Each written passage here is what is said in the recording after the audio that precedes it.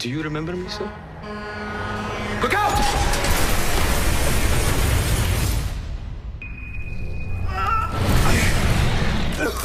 I'm not going to let you die here. Got one of your own here. He saved everyone in that restaurant before saving himself.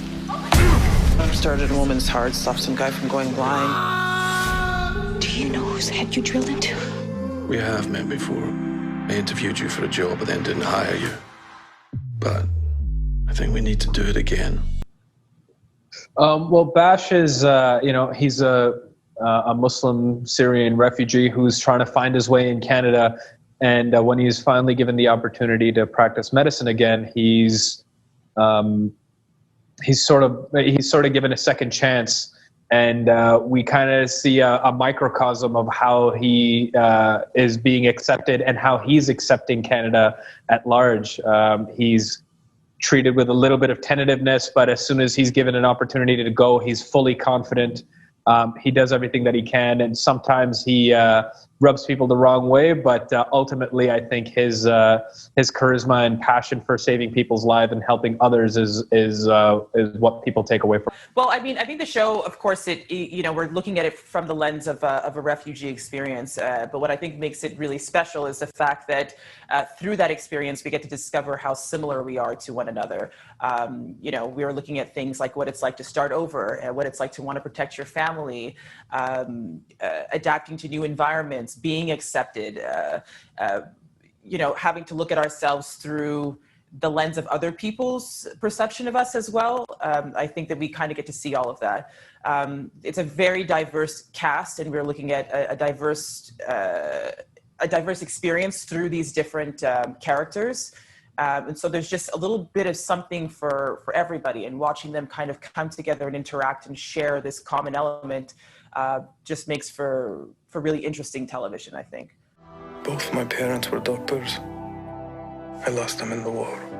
I was too late to save them. I had to leave to build a future for us. Do you ever think all that would lead you here?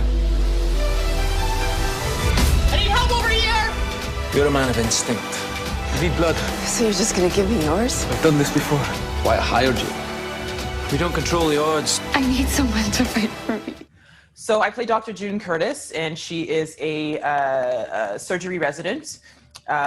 She's nearing the end of that, and she's just a very determined, hardworking person who has dedicated, all of her time to becoming an excellent surgeon. And so she now has to contend with the fact that, we have a limited amount of focus and energy and time in our lives. And if you dedicate everything to one aspect and you neglect the rest of it, there are going to be consequences to that. So she's trying to figure out how to grapple with that, and how to not have that become something that takes her further away from her goal. Well, I'm not Syrian, I'm not a doctor, and I'm not a refugee. So there's the things that I can relate to in terms of, I know what it's like to be a brown man in North America. I know what it's like to be Muslim, and I know what it's like to leave my country of birth and try to adjust in a new environment. My family immigrated to Canada when I was 9 years old. So I think there's that aspect that I brought into it of my own, plus all the study that I did to learn about the Syrian refugee experience. But in that, I think there's a relatability that anybody can deal with of feeling like you're out of place, feeling like you don't belong, and really trying to find your own in an ever-growing and an ever-changing environment. I think that that's not exclusive to myself, Bash. I think that's something that everybody from every walk of life can relate to. Bashir knows exactly what to do, and he dives right in, and he doesn't panic. He puts his own injuries aside, and he does his best to save everybody there, because that's what he knows. What were you doing in that restaurant? I already told you, I work there. Yeah, you did say that. But after everything else I've seen from you, why should I believe you? I wasn't driving that truck. But you know who was. No, I don't. I think every episode tries to address certain issues, because although it's not as on the nose as being racially profiled by a police officer is. I think in every episode you kind of see all these microaggressions that Bashir's character, that Aisha's character as a black woman in a predominantly male environment have to face. There's all of these things, and I think the show and the writers have done a great job of addressing those issues, as well as trying to tell a good story about patients and their medical misfortune. Those other victims were lucky Bishop was with them. He needs a craniotomy to evacuate what's left of the hematoma and relieve swelling. You think he gave himself a burr hole with a power drill? Or a blind shot? That's right where it needed to be. I want to scrub in. Need a trauma surgeon, June. Got Dr. Bishop this far. We don't need you, Dr. Curtis, but with your chief down, your fellow residents in emerge do. Fine.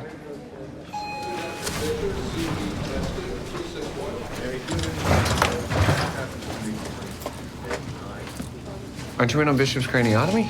We have it covered. That's too bad. Looking directly into Bishop's brain might be like staring into the face of God. They're saying he saved everyone in that restaurant before saving himself.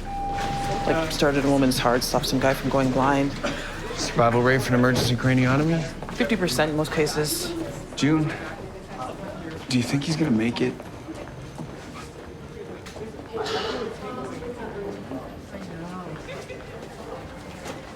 I try not to talk too much about June's experience just because I really want audiences to have an opportunity to live it with her. But it's definitely a very relatable one. I think it's a common one, and it's one of thinking you know where you're going and thinking you know what you want, only to have life prove you otherwise, and then having to make the adjustment in real time. Having to learn what you didn't know and how to apply that to everything that you think you want and you think you know about life. So that's a bit of June's experience. And I think it's also one of learning how to relate. And I think that's actually one of the things that June and Bash have in common is feeling a little bit removed and wanting to connect and wanting to be closer in one way or another and not necessarily knowing exactly how to get there. They're telling the story of primarily for residents who are there, and I think they did a great job of balancing how each one of us deal with each other. There's along with me and Ayisha, with the exception of our attending physician played by John Hanna, there's also Dr. LeBlanc played by Laurence Leboeuf and Theo Hunter played by Jim Watson, and I think we each sort of get a focus on how we interact with each other. So when June and Bash work together, there's something very specific about it. I think they share a passion with about like getting straight to it without having to worry about anybody's feelings and just getting right to it, and also taking it personally, like taking the loss of a patient personally, because there's a desperate care with which we feel like with every life we save, we're kind of saving our own, and we're also maybe thinking about the ones that we couldn't, and I think particularly June and Bash take the loss of a patient a little bit more personally than maybe some of the other ones. So. Well, no one ever expected me to be a doctor. I'll leave that at that. But I think that, as a Black woman and an actor, it's cool to be able to be a Black woman and an actor. Things are changing, but that in itself is kind of awesome and great. So I think that when, my big kind of breakout role ended up being, that of a surgeon, everyone was just kind of like, oh, wow. Like the idea of being able to play that kind of character is huge. It's a big deal, and so of course everyone's really proud and excited because it's not really something that ever really, I want to say crossed anyone's mind, but like never really crossed anyone's mind, as being this possible. So for it to be here is awesome. How was it first day? Do you want to put a bandage on me? I know I could use one too. I loved it. So I definitely, if I'm hurt, I'm gonna call you too. I'm calling you too to save me. We legally cannot help you. I would try, but I don't know if I'm the one you'd want to No, call. we're not allowed to. Way. We're not allowed to. We're not allowed to give medical advice. Get you a band. It's true. We're not allowed to, not even pretend medical advice just so people don't get confused. We don't know what we're talking about.